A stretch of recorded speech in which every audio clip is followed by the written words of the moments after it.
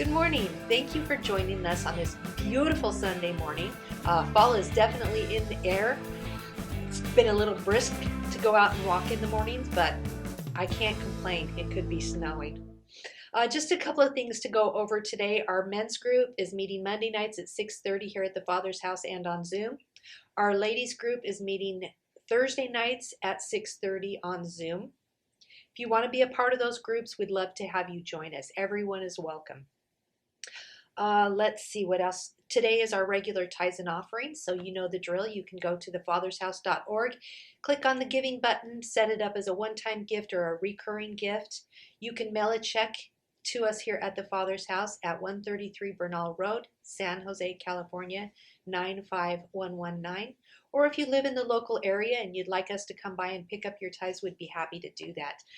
Once again, I just want to say thank you for the generosity. I know times are tough, but anything you can give is greatly appreciated. Let's see, next week, don't forget daylight savings time is ending, so set your clocks back. We're also going to have a great celebration here at the Father's House too, so I'd like to invite you all to come. We have some special guests that are going to be joining us, and it's Communion Sunday, so we'll be taking communion, and we'll also be serving a meal afterwards. So we'd love to have you be a part of that with us. It's a great time of fellowship and just getting back in the groove of church and people and what God's message is really about, just loving others. That's really all I have to cover today, so we'll turn the time over to Pastor Carl. Well, good morning, Father's House. I'm glad you guys are here joining us again. Penny is absolutely right. The weather is absolutely gorgeous this time of year. No complaints. It just probably weather-wise couldn't be any better. That's one of the things about living here in the Bay Area is it really is hard to beat the weather here. Southern California beats it. Maybe Hawaii beats it, but that's about it. So living here is definitely a benefit. Well, unless like 4 seasons, then you want to live somewhere else. But for a moderate climate, this is a great, great climate to be in. Yeah, Penny had mentioned we're going to have some special guests next week. If you can be here, we're going to have some people from Santa Clara, students from Santa Clara University that's going to come and join us. And so we're going to, like Penny said, we're going to be feeding you and feeding them. And we just think it's going to be a special time. There should be between 20 and 40, depending on if 2 classes from Santa Clara University are coming or just 1. So we're pretty excited about that as they come and experience life at the Father's House, which is really about love. And it's really about love's arms open wide. And it's also about the idea of community and sharing a meal together. With that in mind, I think I'm going to go ahead and go right into our teaching because, like I said, I was gone for a while. Penny and I were gone, or I guess I was just gone. Anyway, I didn't record 1 week, and it set me back a couple of weeks. So I kind of want to get on this video series caught up with where we are on Sunday morning services here at the Father's House.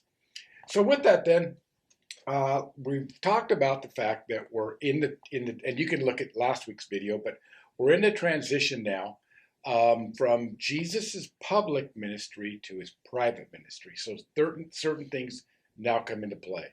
We talked about he took his disciples to Caesarea Philippi, which was kind of the seat of everything that was based to a pure, devout Jew, as far as idolatrous worship, as far as I guess that temple prostitution, and they were on the very edge of northern Israel, and so there's just a lot. Maybe it's not northern. No, it wouldn't be northern, but they were up in the fringe areas. And why they were up in this different area, it was the very seat, and we talked about that last week. It was the very seat of idolatry, and so we talked about that, and that was at that place where Jesus said to his disciples, "And who do the people say that I am? And then who do you say that I am?" So we're going to pick up that text as we move now into Jesus' ministry in a different fashion, because from that event on, his focus began to change. And it began to change in a couple of ways. It began to change by way of that his ministry was now going to be geared towards going to Jerusalem, where ultimately he would be crucified and would resurrect. And also it changed because he was coming out of that public ministry and he was moving in now to beginning to really boil down and teach his disciples a little bit of what discipleship and what following Christ or following in his footsteps, what it looked like, what it meant. And so there's this teaching that Jesus is going to do an investment in their lives, and we're going to see that in the coming weeks. But it kind of is off this interplay of this chapter we're talking about this week, and then also we'll be talking next week about how it kind of ties together with the Mount of Transfiguration. But we'll get to that when we get to it. So basically, we're in Matthew chapter 16, and we're going to pick up in verse 13 and kind of read as follows. And it says, "Now when Jesus came into the district of Caesarea Philippi, he was asking his disciples, 'Who do the people say that the Son of Man is?' And they said, 'Some John the Baptist, and others Elijah, but still others Jeremiah or one of the prophets.' He said to them, 'But who do you say that I am?' Simon Peter answered, 'You are the Christ, the Son of the living God.' And Jesus said to him, 'Blessed are you, Simon Bar-Jonah, because flesh and blood did not reveal this to you, but my Father who is in heaven. I also say that you are Peter, and upon this rock,'" which means stone or pebble, "and upon this rock I will build my church, and the gates of Hades will not overpower it. I will give you the keys of the kingdom of heaven. And whatever you bind on earth shall have been bound in heaven, and whatever you loose on earth shall have been loosed in heaven." Then he warned his disciples that they should tell no one that he was the Christ. From that time, Jesus began to show his disciples that he must go to Jerusalem and suffer many things from the elders and the chief priests and scribes, and be killed and be raised up on the third day. Peter took him aside and began to rebuke him, saying, "God forbid it, Lord, this shall never happen to you." But he turned and he said to Peter, "Get behind me, Satan, for you are a stumbling block to me, for you are not setting your mind on God's interest, but on man's interest." Then Jesus said to his disciples, "If anyone wishes to come after me, he must deny himself and take up his cross and follow me. For whoever wishes to save his life will lose it, but whoever loses his life for my sake will find it. For what will it profit a man if he gains the whole world and forfeits his own soul? Or what will a man give in exchange for his soul? For the Son of Man is going to come in his glory, and the Father with his angels, and will then repay every man according to his deeds. Truly I say to you, there are some standing here who will not taste death until they see the Son of Man coming in his kingdom." And so that's kind of the last part of that chapter, the rest of that chapter from verse 13 on. And I'm going to see if I can kind of move through some of the different scenes here as we kind of bring these texts together, because they're so bedrock in the understanding of Jesus. Okay, so the first thing is that we talked about this a little bit last week, that when Jesus was there, he asked the disciples, "Who do the people say that I am?" And that sets the scene for really the bigger question I think that he wanted to ask, and that was, "But who do you say that I am?" And the reason that becomes a big question is because unless they had faith that Jesus was who he proclaimed to be, there really wouldn't be any way, and they made a profession or proclamation of that, there wouldn't really be any way for them to become his disciples or to further themselves in discipleship, because they didn't believe the ultimate claims, or wouldn't have believed the ultimate claims that he was making about himself. So he says to them, "And who do you say that I am?" Simon Peter speaks up. He says, "Thou art the Christ, the Son of the living God." And Jesus then turns to him and says, "Blessed are you, Simon, for flesh and blood has not revealed this to you, but my Father who is in heaven." And therefore, he says, "And no longer do I call you Simon, as an example, but I call you Peter," which means stone or small block. And he says, "And upon this rock, this rock, which was different than Peter, I will build my church, and the gates of hell will not prevail against it." So in this scene, we see a couple of different things emerging. We see, number one, that we see Peter is now, his name has been changed because He has proclaimed Christ to be the Messiah. First thing. And so his name is now changed to stone. On the second thing is we see that what Jesus is doing is he's introducing for the first time, he's introducing the idea of an assembly or a gathering that we call the church. And he says, upon this truth that he is the Messiah, he is going to build his assembly. He's going to build his church. The Greek word for that is ecclesia, which carries a bunch of content with it. But for the sake of this teaching and for what we're doing, I'm not going to get into that at all. So we have Peter, who's this rock, and we have this foundation stone of Christ as being the cornerstone, or that him being the Messiah as the cornerstone of this church that he's going to build. So the interesting thing I want to keep in mind here, first of all, is the idea that Peter is a stone. The second thing I want to keep in mind is the idea that one of the foundation stones on what Jesus is going to build his church is on the truth that he is the Messiah. So it comes back down to this idea of truth. So one of the corners, the foundation stones for God building his church is based on the fact that Jesus truly is and truthfully is the coming one, or the Messiah. This becomes important because of what it means when we talk about the word truth, or Jesus Christ being true. And so he says, I am the way, the truth, and the life. And so the idea of truth here and the idea of him being the Messiah, it kind of refers to the fact that what Jesus is saying about himself and what he's going to start to do with his disciples is he's going to begin to reveal himself to them. Now, the word for truth basically means that. It means to reveal that which is hidden. And so what we're seeing now is that Jesus is going to make a transition, which is very profound. And if you understand this in the Gospels, you begin to read the Gospels different.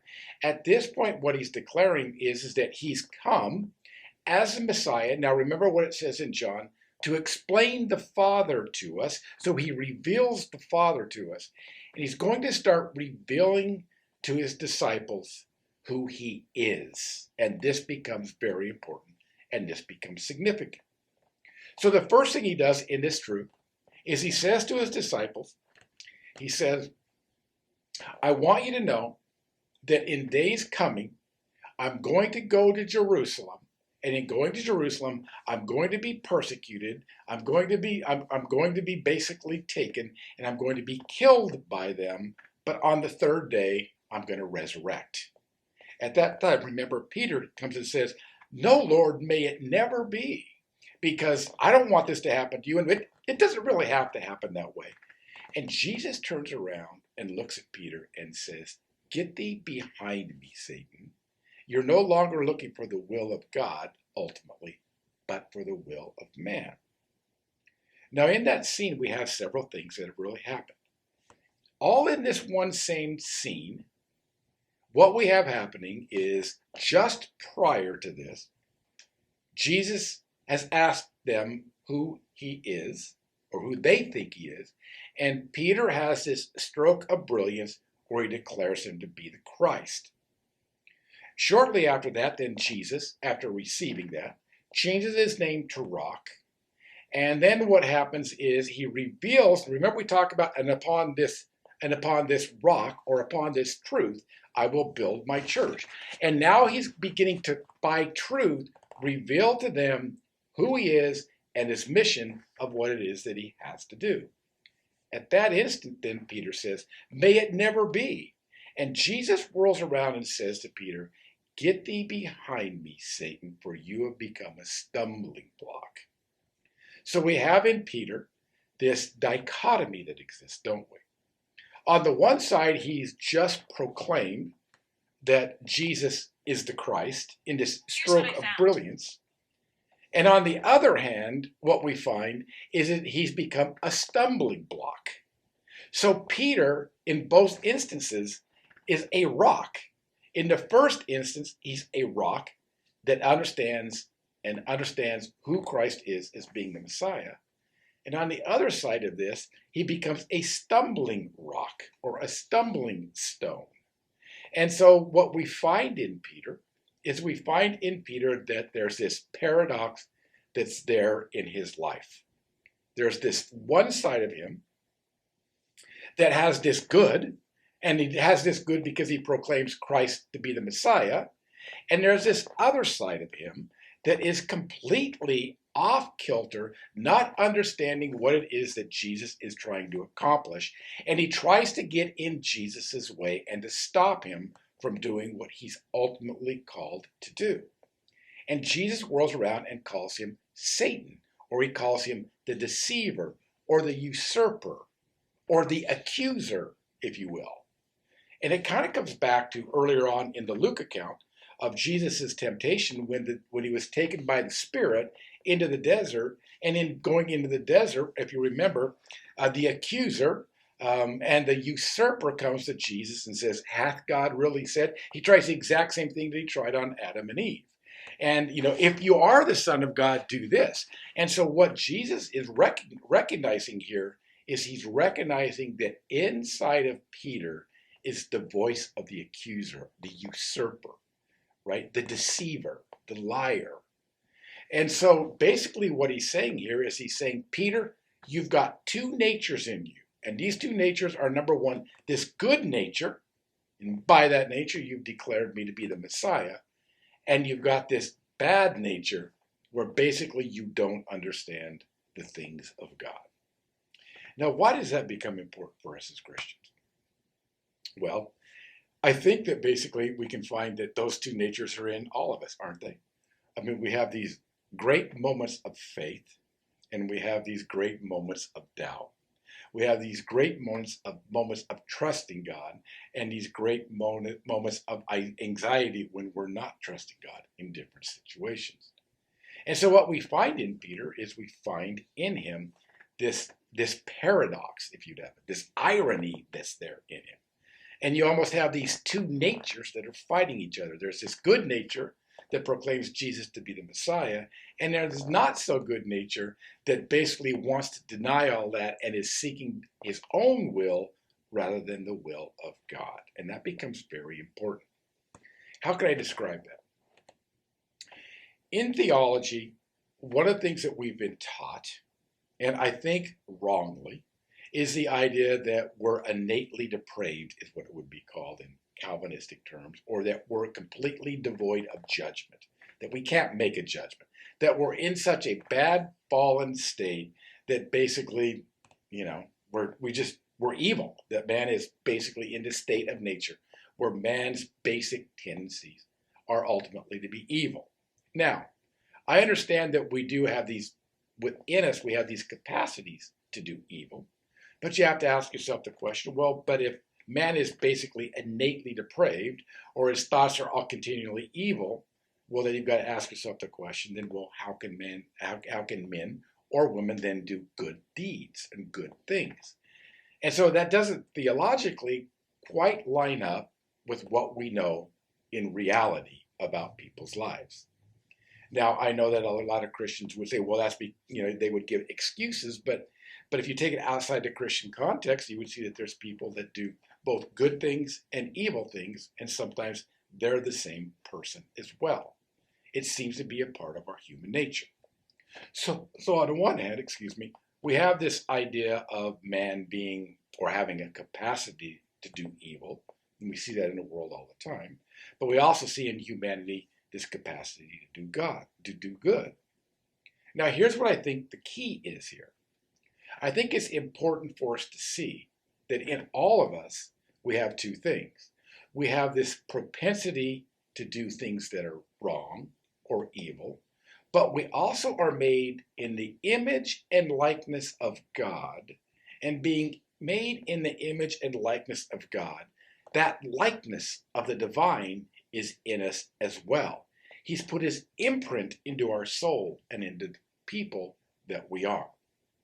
So to simply say that we're just continually evil doesn't line up completely with Scripture, because the other part of it is we're made in the image and the likeness of God. Now, we all have these two characteristics. And so Peter, when he's given himself over to the divine part of him, being the image and likeness of God, declares Jesus to be the Christ, right? The Son of the living God. But then his other nature, this nature that can be, well, self-serving, it can seek its own, seek what it wants. Well, it can be just that, self-serving, and completely the antithesis of the will of God. So in the midst of that scene, I think the next part of the text that we're talking about begins to provide an answer for us and all of us that have these two parts particulars to our nature. We're made in the image and likeness of God, and we have the capacity to do good. But we also have this other nature that has the capacity to do evil. So you could say that in us, we have the capacity to do both good and evil at the same time. And we see this lived out in a moment, in this small moment, in this story that we're talking about, Peter. We see in one part of the story, he's done that which is good because he said, "Thou art the Christ," which was revealed by God. And on the other side, we say, you don't have to go to the cross. May it never be, Lord. And so there's this part in Peter that becomes very self-serving, all in the same story, all in the same scene. And as we know, we find that we can have our best days and our worst days both in the same day, in the same way that Peter did. But Jesus now is going to advance a new idea of what it is to be a disciple. It's not that he didn't talk about it before, but he's really going to begin to hone it in on Peter and his disciples. He turns to his disciples, he says, after dealing with Peter, and now he's talking to all of them. He says, "If any man wishes to be my disciple, to be a follower of me, let him pick up his cross, deny himself, and follow me."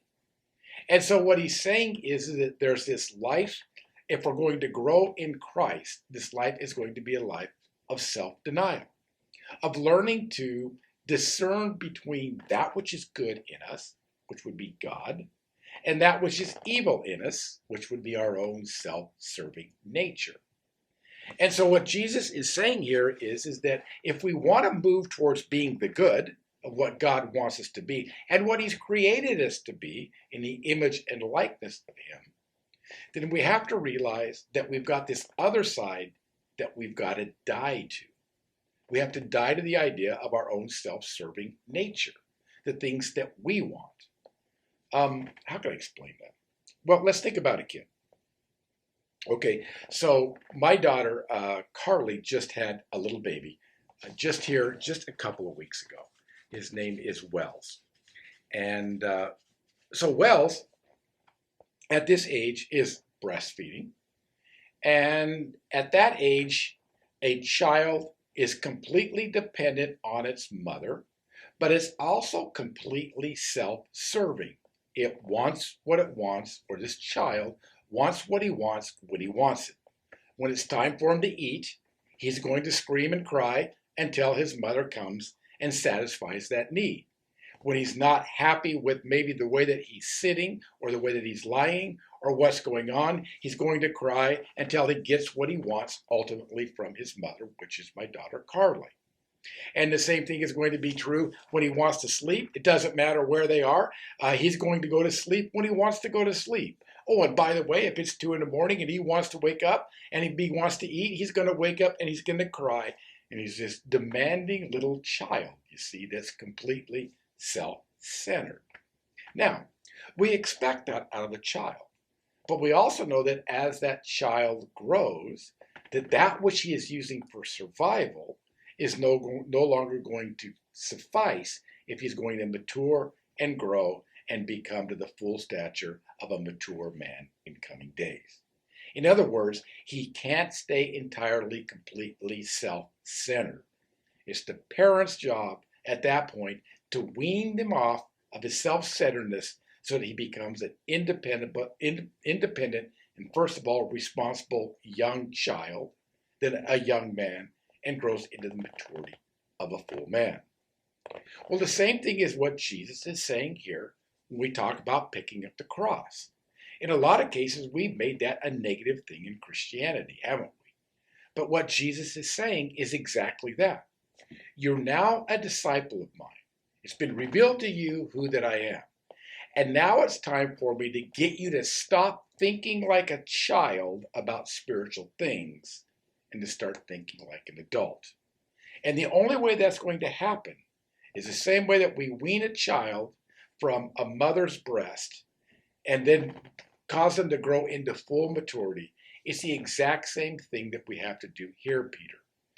In the spiritual realm, you're a baby. You're being completely self-centered when you say, no, Lord, you don't have to go and die, and you try to stop me from doing that because you don't understand what spiritual maturity looks like. You can't see it yet. But I'm going to give you the key. I'm going to give you something that unlocks that for you so that you begin to grow in my image and likeness, and you begin to become more like who you should be than who you are present. And he says, it comes down to denying yourself. So the idea with my daughter and with her baby is there's going to come a day when he's going to be demanding on what he wants to eat, when he wants to sleep, and when he wants to wake. And the day is going to come as he gets older where my daughter is going to wean her child from breast milk. He's going to start eating solid foods. He's going to get on with that part of his life. His sleep is going to become much more regimented, so it's not going to be when he wants it to be. It's going to be when it works and it's the best for the whole family situation in where they live. And eventually, he's going to take on responsibility. And eventually, he'll die even more and more to the self-centeredness that's there at birth. In the same way, that's what Jesus is saying. If anyone who wants to be his disciple, he must deny himself, pick up his cross, and follow me. And there's a part of denial that has everything to do with picking up your cross and dying to your selfish ambitions, dying to your selfish tendencies, to not be self-centered, and not to focus on what you want all the time and what's best and right for you. And by doing that, then, we begin to mature and become more designed or more fashioned and formed into the image of Christ. That's something that we choose to do. It's something that you choose to do. And it starts with the idea of self-denial. It also has to do with dying to yourself, that we might be alive to Christ. So we're going to talk more about this as we see that Jesus is now going to start revealing himself to them as far as who he is and what his plan is. But in the coming weeks, we're also going to see where Jesus also begins to bring together what it means to ultimately be a follower of Jesus Christ. I hope you'll stay with us and you'll stay with me. I'm looking forward to a great time, and I hope that I didn't lose you today as a kind of just catching up with where we're headed and where we're going. God bless you. I hope you'll learn to deny yourself and to pick up your cross and to die to yourself that Christ might live in you. God bless. Have a great day.